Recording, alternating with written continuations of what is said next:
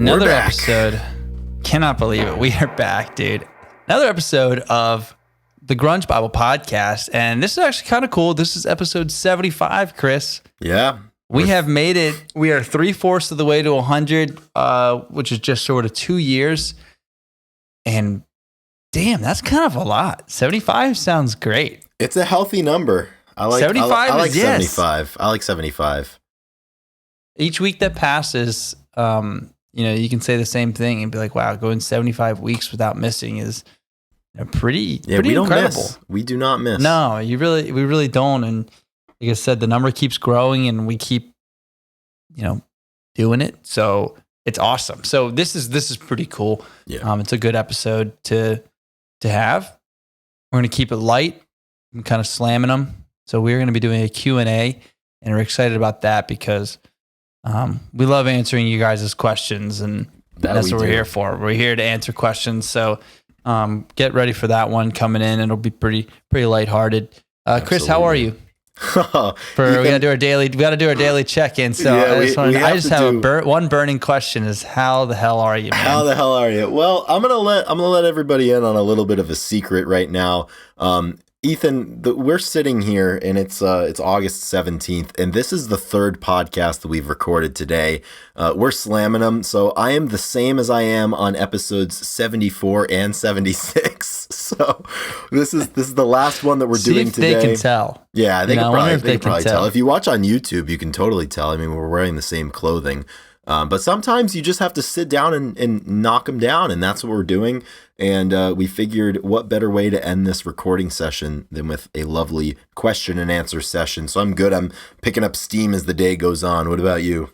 Well, so you know why we're in such good spirits? Because one, we just finished an episode on the Tragically Hip. Yeah, so which is coming out really next excited. week. Which is coming out next week. A little foreshadowing. You guys are gonna love that episode. It's just a great band, and we love talking about it. And it was totally kind of a nice surprise. And then two, this is the third one. So when we're done, we have a little bit of a break. So I think that's why the energy is so high right now. I can feel it. So yeah, that's how. So I'm feeling good. You're feeling good, and we got some great questions coming up.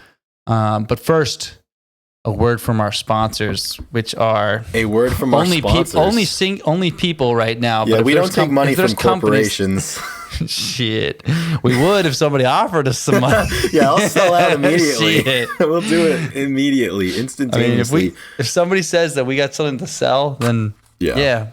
We'll take the money. Yeah, no, it's funny because like right now it's primary season for elections in the United States, and I see political ads all the time, and that's the big thing a lot of people do. Like, I don't take money from the big corporations and public interests. All my money comes from the people, and we can say that right now because we're people funded. We're funded by the people for the people. But the second that somebody approaches us, a brand or something, and offers us money to promote them, I'm doing it immediately. I don't care. Yeah. So exactly. So if you don't want to, if you have access to, if you're a company, you want to throw some money around, and you want to hear us talking about your company right now. Yeah. There's a price. We'll be bought immediately. But until then, we are very thankful that our support comes only from the people, and those people especially are our top level Grunge Bible Patreon supporters over there at the top tier. It's not lonely at the top, though. That's the thing. There's a lot of people out there shouldering the Atlas Stone. Very fired up about that. So at the time of this recording, I would like to thank Faith Bittner, Chris LSMS, Sonny Mashburn, Kayla Jean, Alexa Shannon, Jade Mercado, Doug Endy, Blackhole Sean, Captain High Top, Lauren Irene, Millie, Release, Nikki Six, Marianne, Alex Long, Darian Riddle, Rachel Corning, Fuck Soup, Wayne Staley, our number one fan from Australia, What the Fuck's Up Denny's, Jamie Lynn, Fresh Tendonitis, Seattle 4 Fanboy from New Jersey, Carlene Salona, I Hate Your Mom, Shoe the Shoeless, Edward Vetter got me through my second divorce, Kitty Cooper, Brother Nature, Blue Owl, and Kara K. So, yeah, we're people funded. We are. And those are the people that we're funded by. Who's funding this? Who are we representing? Who do you represent, Chris? We represent everybody and ourselves. Mainly ourselves. Absolutely. Yeah, I'm fired up for this Q&A, dude. We've been recording for a couple of hours, and we're gonna fade out now, and we're gonna have some nice conversation here about these questions that the people on Instagram want us to answer. So the dying questions, exactly. Yeah, these burning questions. So yeah. Is there anything else we need to say before we get into this? That's it. I'm rearing and roaring. I think we just go. I think we just do it. Okay. Well, I think we should start where we always start, and that is, if I would, could you? Today, I absolutely could. Yeah, I could. Could you? I think we are. Yeah, I think we are. Yeah, I would, and I am. Chris. I could, would, could, am, and I will. Furthermore, I will. I absolutely will. This is the middle of the week, the middle of the flood that we're doing this, and yeah, I think we did it. Yeah, I'm swimming. We're holding on. So, I feel pretty comfortable out here. So there's that answer. Yeah, Ethan, question for you. Are there any hair metal tunes that you thoroughly enjoy? And I can only hope that this comes in the aftermath of our Guns N' Roses episode, in which we shared our undying love and affection for Guns N' Roses, which was episode 73 a couple of weeks ago. So are there any, you're a big fan of, you had a song of the week that was... just about Dio. Yeah, Holy Diver, wasn't it? Holy Diver and Rainbow in the Dark. Rainbow in the Dark, yeah, that song rips. Dude, that rips. Great. That song rips so hard. Dio is incredible, and those two songs are kind of all you need to hear as far as it goes. Yeah, it's not really. I mean, they're all good and stuff, but he has a very unique. It's they can be. They can be. So, but listen to that whole album. I mean. I don't know. Those two songs are awesome. Rainbow in the Dark. Yeah, it was exactly what you need. So yeah, I would like to. I'd say Rainbow in the Dark is where I'm going to go. I think. I don't know. Judas Priest isn't hair metal, is he? I don't know, because if they are, then I like that part of hair metal. Living After Midnight. Breaking the Law, obviously. Yeah. I have a small. We have a nice connection to Judas Priest. So. And then maybe what's other song do I thoroughly enjoy? I mean, those are the ones that jump out at me. So I was gonna say a GNR song, but yeah, I'll save it. I have to come clean here. I have to make a confession. There is one song that is undoubtedly hair metal that if you can hit it just right, if you can time it just right, I love. And that is Nothing But a Good Time by Poison. Yeah. So there were a few instances in college where one of them we were done with the conference championship track meet. We had all performed admirably, and I believe we were done. We competed on Friday, and that was it. And it was a home meet. So I think some of us were chomping at the bit to have a good old fashioned drunk, to go out and party a little bit. And I remember driving home that night, or maybe driving home from the liquor store to meet my friends. And I put this song on, and I was rolling down the road, and it fired me up so much. Yeah. So since then, I mean, sometimes Poison. If you hit it just right, Poison. Chris likes Poison. I guess. I didn't hear that. I didn't see that coming. So no, sometimes you got to watch out for it, I guess. That's just what you have to do. I have a question that I think you're going to have a specific answer for, knowing you. But good question here. What is one concert pregame you wish you could do differently? So there's two ways to answer this. You wish you could have done more, or wish you toned it down a little bit. Wait, read the question again. Was there one concert pregame that I wish I could have did? You could have done differently. So presumably meaning you could have either gotten there earlier, later, drunk more, drunk less. Mm-hmm. Okay. I think the sweet spot is hard to find. It's really hard to hold. It's really difficult. Because I've been to a few shows where when you cross the line and then the next day or two you look back and you're like, damn, kind of feel like I didn't really watch the music all that much. Yeah. And I feel a little bit bad because I feel like I missed a good opportunity. Yes. But I think the one pregame that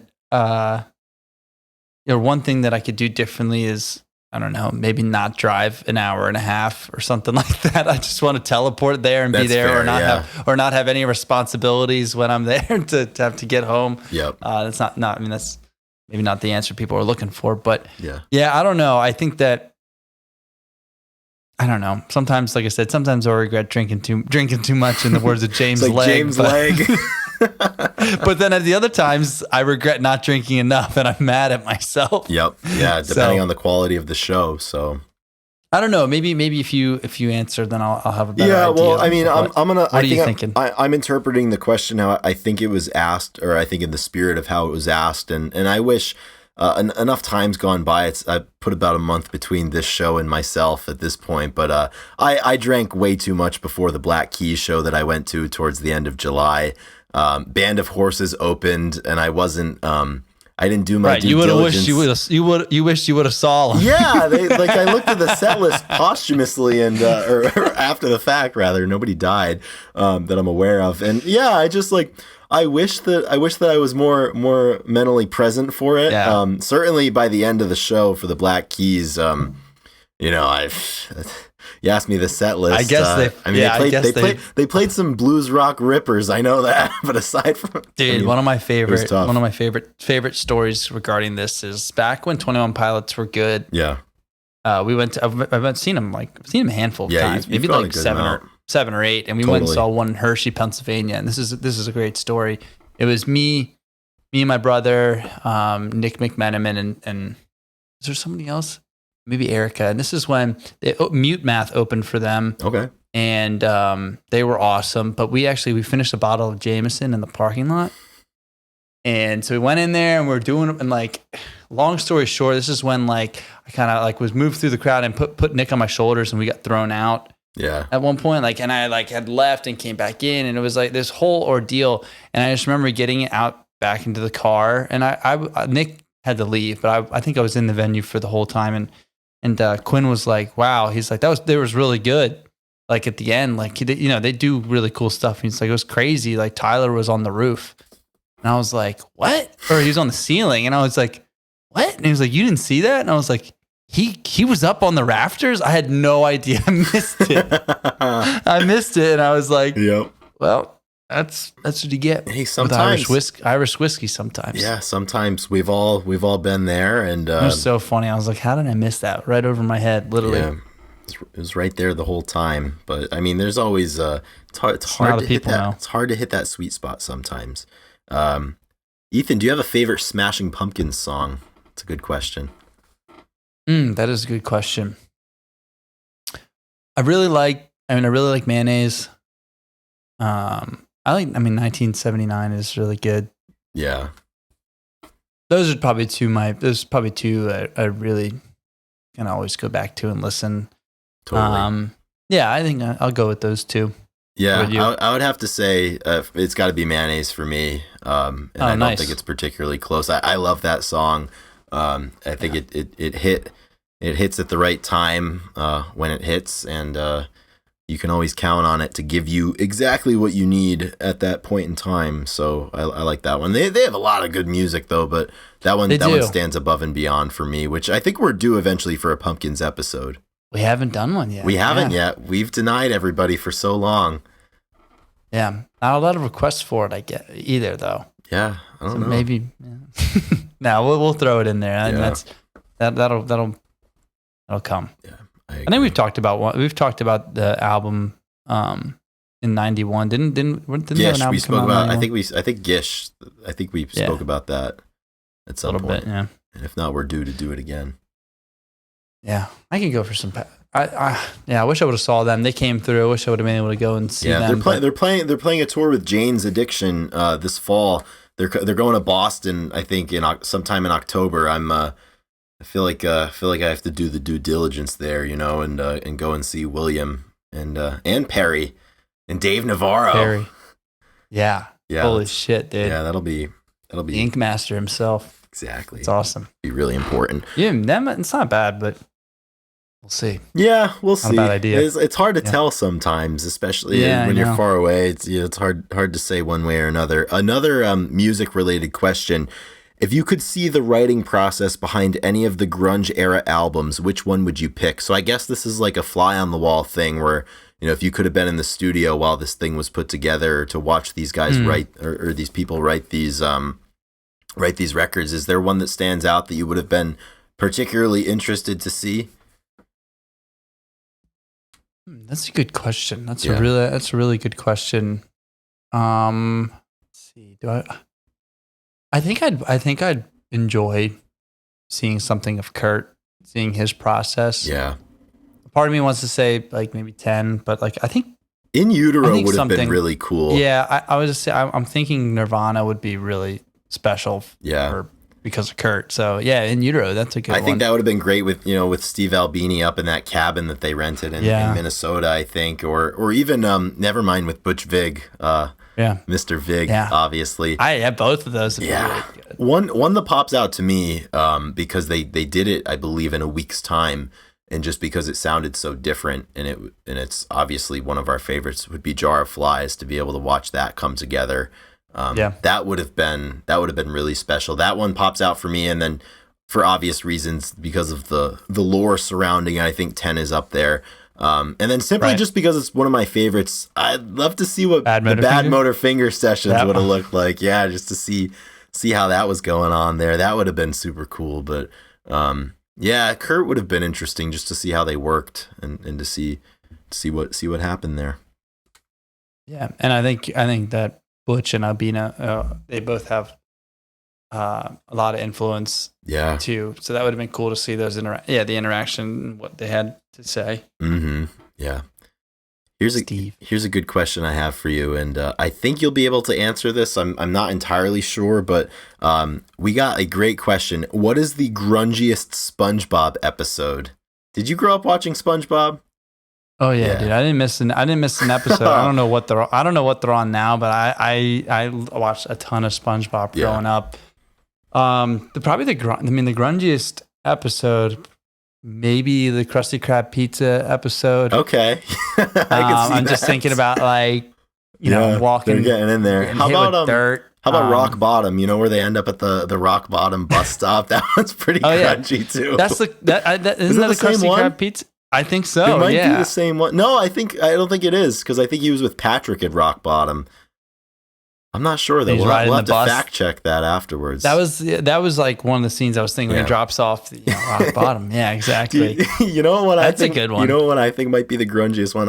I don't know what else happened in this episode, but the episode where Mr. Krabs sells SpongeBob to the Flying Dutchman for 62 cents.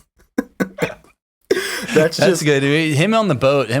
Yeah, that's grungy. Davy Jones' locker. I mean, come on. Davy Jones' locker. Yeah, I'd say that one's up there for me. And obviously, it's a great question. I wonder how they knew that we like SpongeBob so much. I don't know. We've definitely posted a few SpongeBob related memes, but I think everybody has at this point. So we like it. I like that they're having a second life with the memes, kind of. Yeah, I like that. Well, we all have a shared lineage with that, and it's always a buzzkill. It's always a bummer when you send something like that to somebody and like, oh, I didn't watch that growing up. I feel it. You don't hear that often. Either. Not often. I have a friend, and she's like, yeah, we didn't watch SpongeBob growing up. Like, we weren't allowed. I was like, what the hell do you mean you weren't allowed? But I mean, to each their own, I guess. Yeah, I mean, if we weren't allowed to watch like Ren and Stimpy or something, I'd understand. So I didn't. Did you watch Ren and Stimpy? We've never talked about this. I wasn't allowed. I mean, of course I stayed up and was able to watch them. Okay, so I have a good story. There's some crazy TV episodes of that weren't released and stuff. It's totally fucked. So I had no idea what Ren and Stimpy was until, you're gonna love this, Ethan, until I went to the Failure show, right? So before that's when you first heard about Ren and Stimpy? 2 months ago. I went with Rachel Corning, top level Patreon supporter, and before they did a documentary about Fantastic Planet, which was 25 minutes long, and that ended, and then in the 10 minutes between the end of the doc and the start of the show, they played a clip from this Ren and Stimpy episode where Ren is eating the soap. He's eating a bunch of soap, and they're on a ship or something. And it was so bizarre to me because I'd never seen it before. And ever since then, I'm enamored by Ren. Yeah, I'm enamored. I'm enthralled, and I will always associate it with failure and just Ren just eating a bar of soap because he's asleep or something. And he thinks it's ice cream, but it was a little too fucked up for me at that point. But Stimpy, yeah. Oh my god, I'd never even known what it was. Dude, It is quite weird. It's really weird. Yep. It's really, really, really strange. Maybe I need to look up. I need to look up a little bit more. I know it was like meant for like, an adult. I think it was like an adult TV cartoon, show, and then somehow it was. I don't know how someone could have pitched that for kids. Like, even change lanes for that one. What are you talking about? It's super educational. Jeez. Oh my God, that's I can't believe you know Ren and Stimpy. That makes me really happy. See, another reason why I'm a poser and I make opinions after the fact. I didn't know what Ren and Stimpy was, so there goes the last shred of credibility that I ever had for running this page. Speaking of running this page, another question that we have from a top level patron, Jade Mercado. Jade wants to know, who does more of the posting, Chris or Ethan, or is it a 50-50 split? No, the answer is it is not a 50-50 split, guys. Chris is the powerhouse behind this cell. He is the mitochondria that runs Grunge Bible for sure. This man is the powerhouse of the cell, and he's been quick and he's been strong for almost 7-8 years now, and this man can't be stopped. So he runs a lot of the show behind the posting. So I mean, we know this. It's funny. I mean, I guess people. I feel like people know that. Some people. People can. I feel like people know. Yeah, people. I like when people, because we post differently. Yes, and we type differently. Like, we write differently, and the way we style things is certainly different. And we've had some people be like, "Oh," and like people that know both of us personally, they're like, "Oh, like I know you didn't do that," or "I know you posted that," or whatever. Right. Yeah. I mean, it's very the stylistic stylistic differences are clear, but no, yeah, Chris posts most of the time.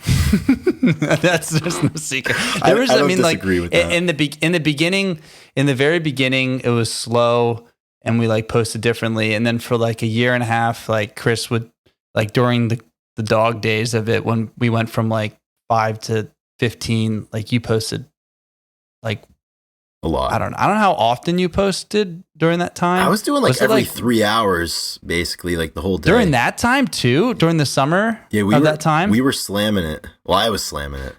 I thought that it was like a lot. I didn't know it was 3 times a day. Yeah, I've hit it pretty hard for most of the time, I think. Oh yeah. Yeah, Chris, you have this incredible endurance to it that I clearly don't have. I'm not good at it, but this dude gets up and posts like the best of them. I mean, you're very steadfast in it. So yeah, this guy's incredible. We wouldn't be here without Chris. That's for sure. No, but I mean, I always picture like I always picture myself as like the color commentator or whatever, and we wouldn't be able to do this without you. Just as we wouldn't be able to do this if I didn't post, for example. So I mean, we all have the part to play. So that kind of.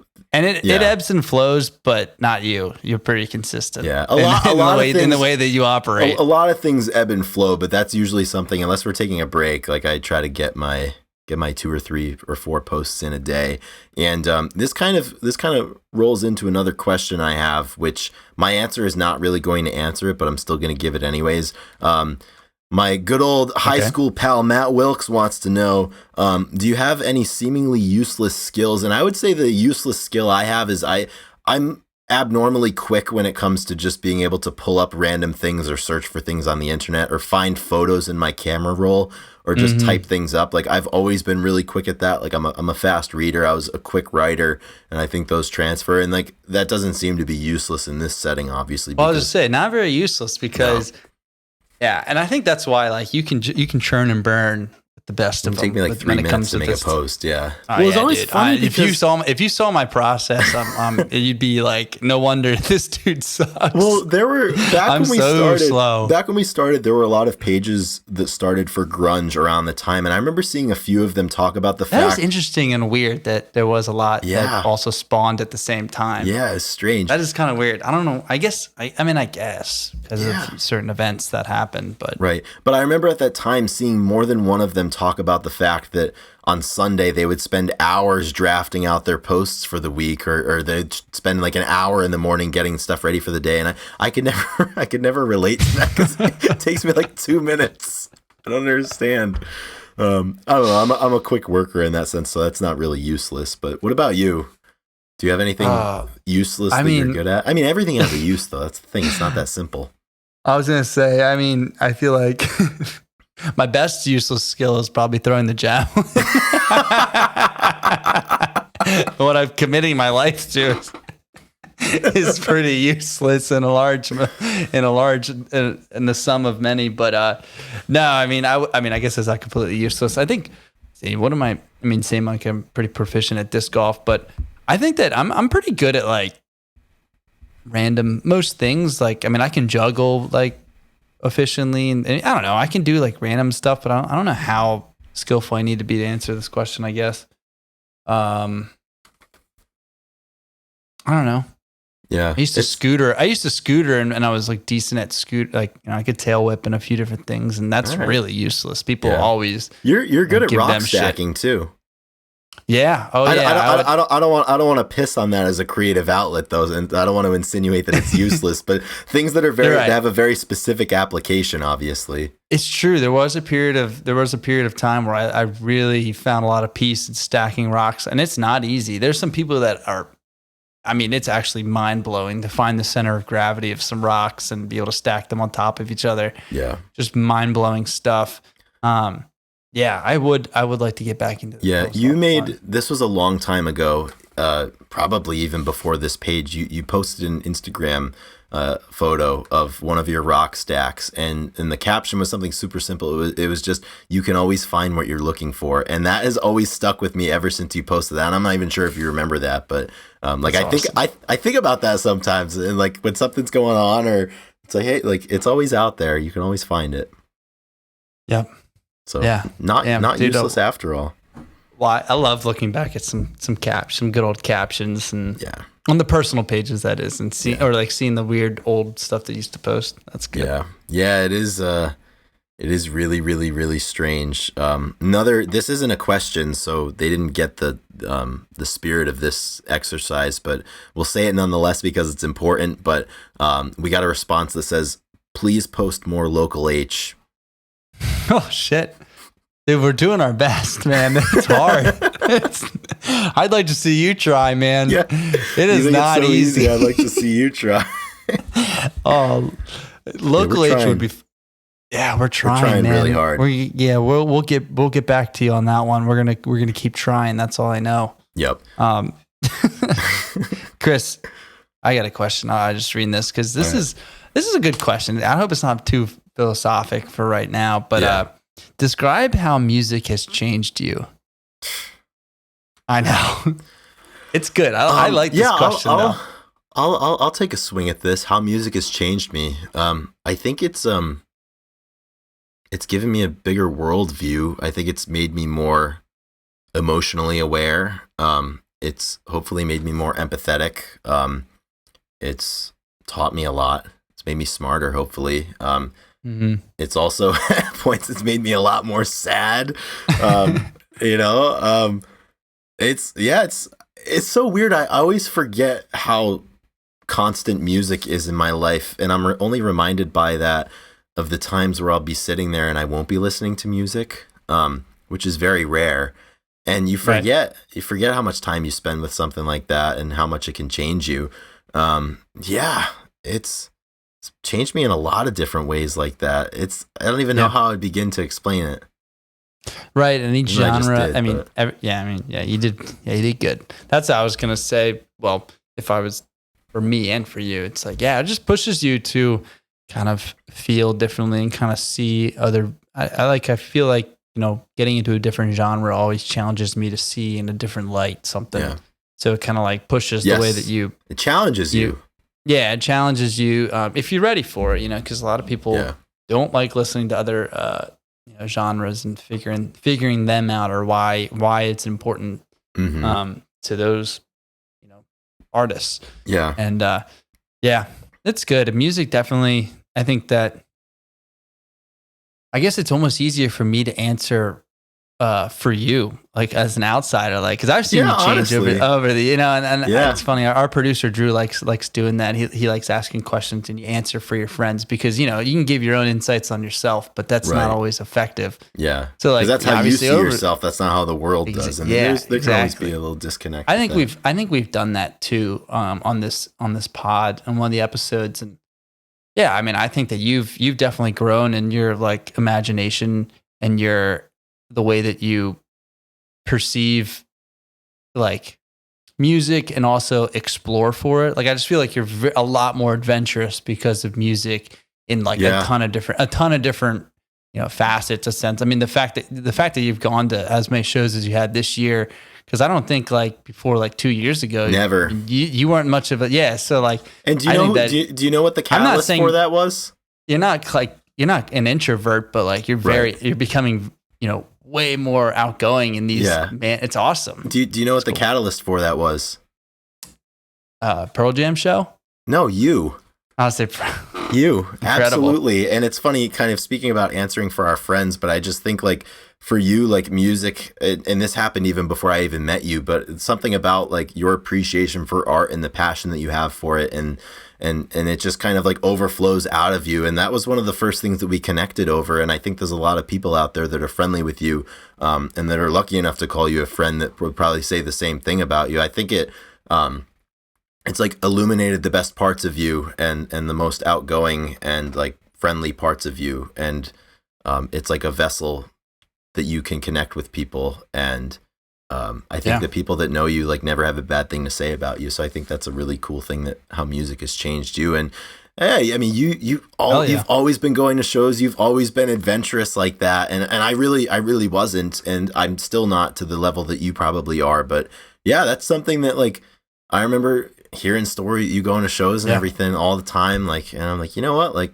I want to do that too. So that's the way that both music and you have changed me, I would say. Damn, it feels good.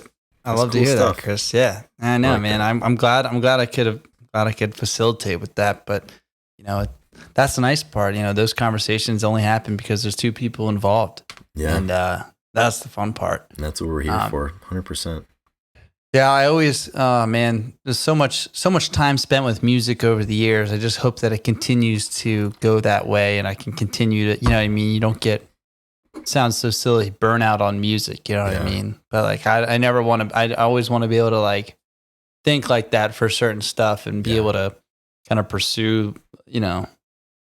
a great listening environment or something like that. So, I just hope that it just continues that way because, man, it has provided a lot of awesome conversations and awesome insights over the years. I agree. This is so funny. We're doing a live recording right now, and we're gonna ring the bell mid-episode. Ethan. We got the bell. Let's do this. Let's ring the bell mid-episode. Holy shit, this is fucking awesome. $2 patron just joined. Amelia Tucker has bellied up to the diner for her shitty cup of coffee. A steadfast supporter of the page. I've seen them around in the comments. So thank you, Amelia, mid-episode. This is really, really awesome. This has never happened to us before. I like this. This is amazing. That's really cool. Oh, that's so good. That's sick.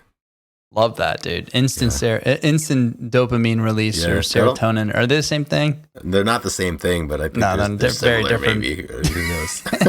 Another question here. Good shit. This is kind of a longitudinal question for the Grunge Bible podcast. Comes from a listener, longtime listener. They says, love the pod. Thoughts on Amy Winehouse? And have you guys started listening to more Jeff Buckley? Because I know a long time ago we said that was somebody who we wanted to get into. I have not gotten into Jeff Buckley. Oh, shit. Yeah. Well, I feel like I forgot my homework, Yeah, dude. There's just so much going on so often. I needed that, that's all I'm going to say. I needed that reminder. I'm going to write it down. I gotta listen to more Jeff Buckley. I haven't done my job.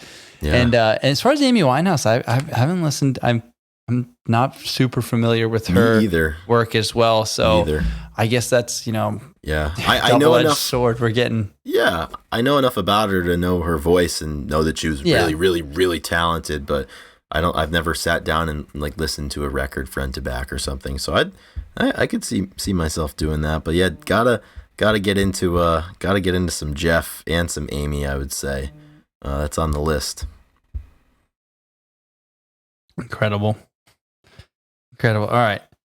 This is a good one. Favorite concert venues, Chris? Do you have a concert venue that sticks that you've seen good? Maybe, I mean, I guess you'd expect to have seen multiple shows there, but yeah, is there one that really sticks out that you've been to? Can't be one that you haven't been to, I guess. Yeah, a couple that I really like. A venue that's like 5 minutes away from my house. It's called the Fete Music Hall. I've been there for, I think, 3 shows. I've seen the Wonder Years, the Melvins, and Soccer Mommy there thus far. And I love it just because, one, it's so close to my house. Number 2, it's one of those setups where there's not a large spot between the pit and the stage. You know how sometimes you get those big venues and there's like 6 feet in between the front row and the stage, and they got security and everything there. That one's not like that. I like that one a lot. And for those same reasons, I really like the Paradise Rock Club up in Boston over on Commonwealth Avenue. I like that one a lot. So I'd have to say those might be my 2 favorites of ones that I've seen multiple shows at. Aside from that, I hate... in fact, I'm going there for a concert tomorrow. I hate the Leader Bank Pavilion up in Boston. I think it sucks. There's a bunch of seats and it's way spread out. It's no good. You won't find any seated venues on my top list of concert places. What about you? I really enjoy, there's a place in Birmingham. There's 2. I mean, Avondale, I've seen a lot of really good shows, but across the street, there's Saturn, and I've seen Camp there, and it was a really solid first experience there. And I've been there for another like smaller show, but not another notable band. So I want to get back there. I really like that. And there's the Fillmore in Philly is really solid. Okay. Yeah.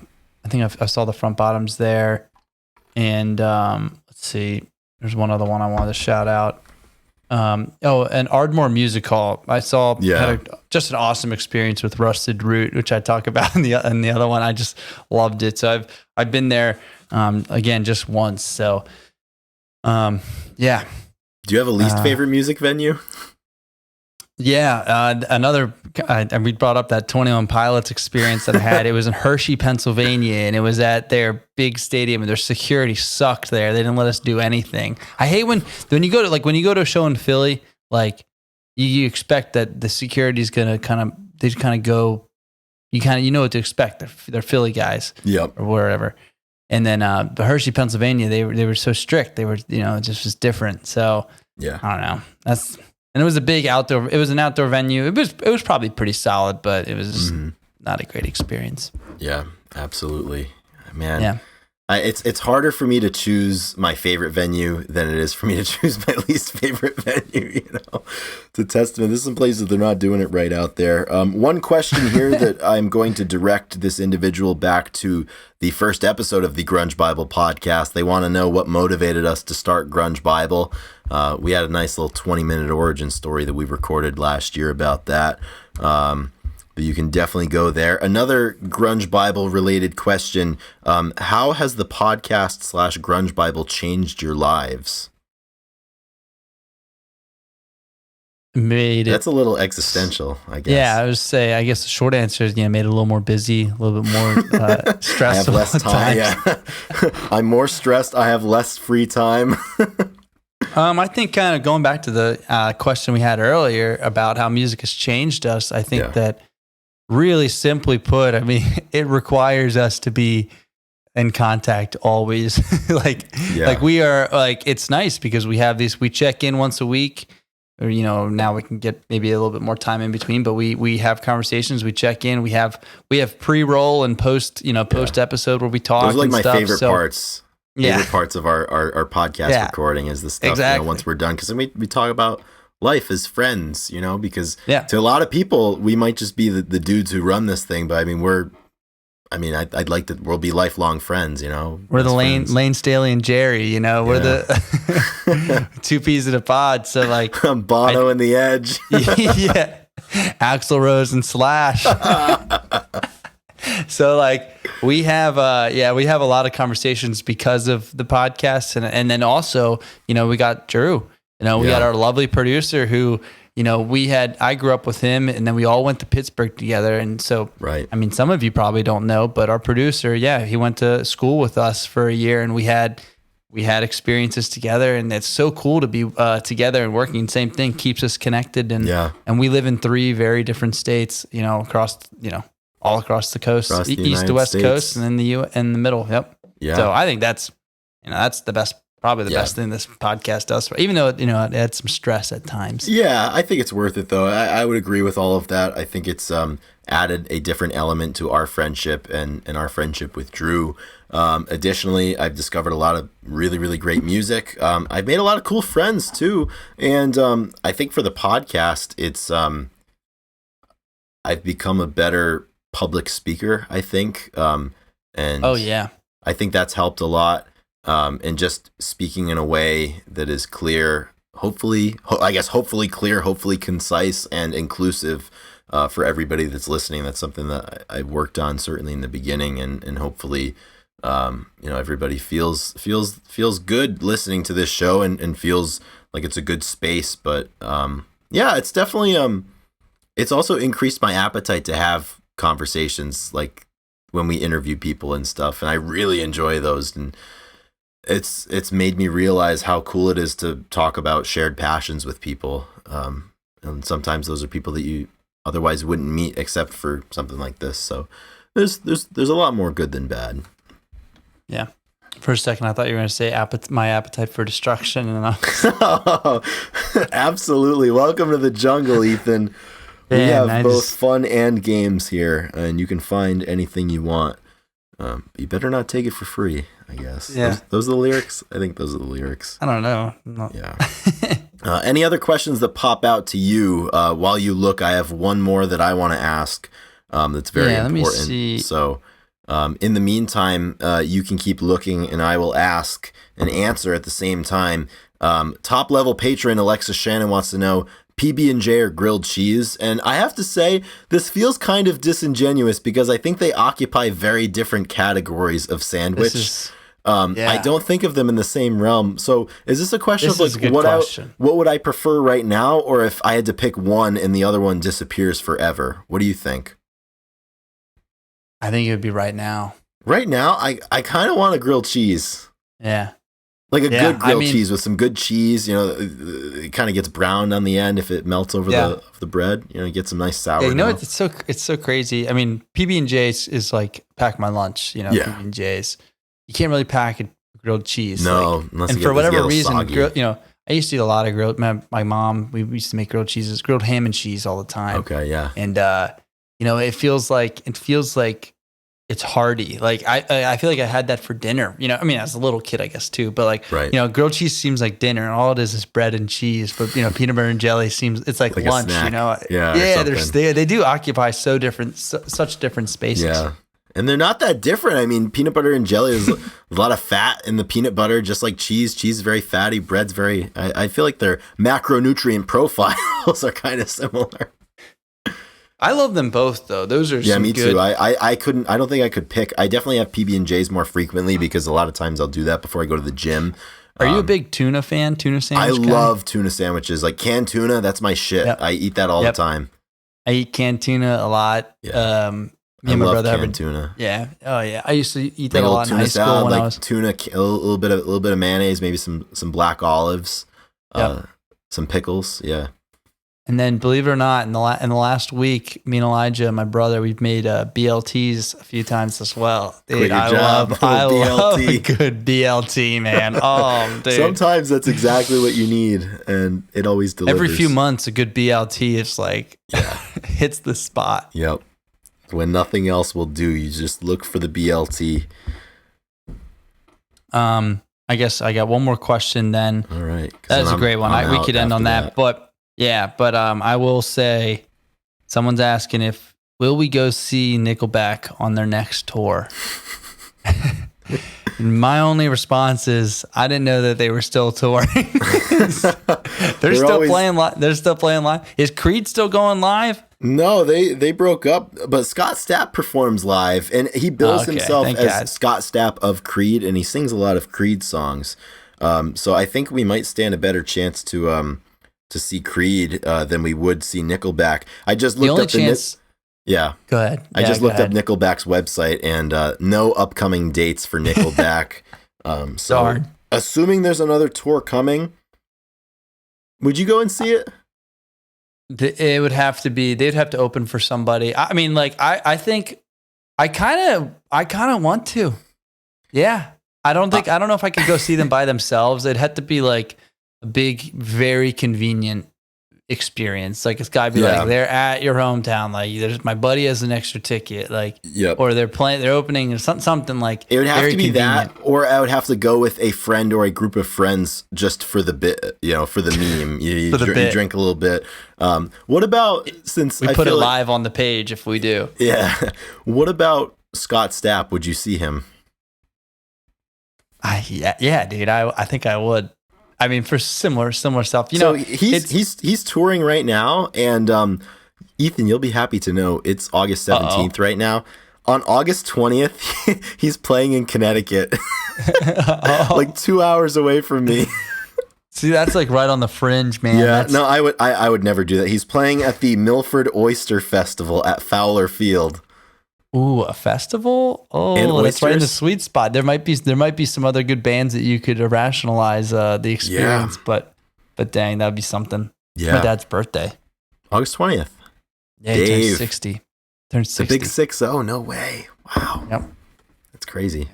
My mom just turned 60 earlier this year. No way. Yeah, 1962. Yeah. My math is correct. My math is correct. Sometimes it is, sometimes it isn't. But those were some good questions. That was the most fun I've had doing a Q&A in a little while. I think it's just because we're in a good mood, though. Sometimes, when you're in a bad mood, it's hard to put it on. And I mean, they got a lot of good questions, good conversations. Not something that you can fake all the time, even though we do try sometimes. We do try. Sometimes I wonder if they can tell. But there's nothing to tell this time since we're just bringing the hits right to you all day long. So, but man, Chris, I have some good news. Yeah, what's up? We did it. We did it, Ethan. 3 up, 3 down. Yeah. So for everyone listening, side retired. Yeah, we 3 up and 3 down. We struck out the side. This is the third podcast that we recorded today. So we recorded episode 74 about Lane, which will come out the week before this one came out. And then we also recorded next week's episode, and it's going to be about the Tragically Hip. So we've been podcasting for about 3 hours right now, for all intents and purposes. And I feel good now. I'm going to feel even better when I close this down and send everything to our producer, who at this time I would love to thank you, Drew, for all of your support. He is a great producer. He's very good at what he does, and he's an even better friend and accomplice in this big scheme. Now, what would be big scheme? What would be crazy if he got them all back to us like at the end of the week, and we had them like preloaded, and all of a sudden it was so I don't have to do a damn thing. Exactly. All of a sudden it's done. Yeah, but that would be something. Wow. Well, we did it, Ethan. Before we roll out, let's give a couple more songs of the week here. Ah, shit. Here we go. Yeah, let's do it. Shit. Here we go. I've been struggling. So as I said, this is the third episode. I've struggled with songs of the week for all 3 of these episodes we've recorded today. I'm struggling right now, but I think I'll just lead off. And I don't love this. I don't love the decision right now, honestly. I don't love any of them. Like, there's like 6 of them, and if you put them together, should we just abstain? No, I can't do that. We don't miss. Yeah, you're right. Yeah, we don't miss, but I'm gonna go with oh shoot, where was it? I just had it. I can't find it, so I'm gonna have to go with something else. I'm gonna go with a song from the Dandy Warhols called "Good Morning." All right. So evidently, a couple weeks ago, I had a Brian Jonestown Massacre song as my song of the week. I think the week before GNR, I did that, or maybe the week of GNR. I'm not sure. But the Dandy Warhols and Brian Jonestown Massacre, they were in a documentary called Dig, I believe, and it kind of chronicled them for several years. So I didn't know about the Dandy Warhols until I read about Brian Jonestown Massacre and heard that they were associated in that regard, and got into them, and really a good band for sure. And I like their song "Good Morning" is the first one that I listened to that I liked. So that'll be my song of the week for this week. And we'll roll with that. Oh, shit, I just saw the song that I was going to choose, actually, but I can't do it. The moment has passed. Dang, yeah, it happens fast. It's tough. Yeah, I'm on the spot here. My phone actually just passed away. So, so you're gonna have to raw dog it. So I'm just thinking about stuff, and I wanted to bring this up earlier when we were talking about hair metal, believe it or not. Okay. And this isn't a hair metal song, and I was gonna bring it up, but I knew better. But my song of the week is gonna be by Iron Maiden, and it's gonna be "Run to the Hills." And I don't know if you had any experience with that song, but I can't say I have. It has this like intro. It has this like intro on the drums, and was like on the hi-hat, and it's kind of something that you learn to play when you're young, getting into it, and then the guitar comes in, and yeah, dude, it's kind of just a rocker song, and I kind of want to just shout out Iron Maiden right now. So, yeah. Hey, it's never a bad time to shout out the Maiden, I guess, right? No, I don't think so. So that'll do it for this episode. I will. Episode 75, pretty awesome. Yeah. Pretty cool. So thank you again for making it to the end of the podcast. We're rolling at like 50 or so minutes. So pretty solid episode. We will be back next week. As always, you can count on us Monday morning for popping up.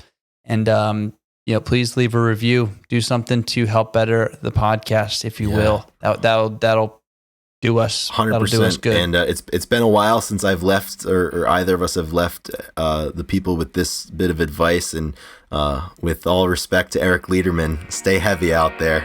Stay heavy, guys. Rock and roll.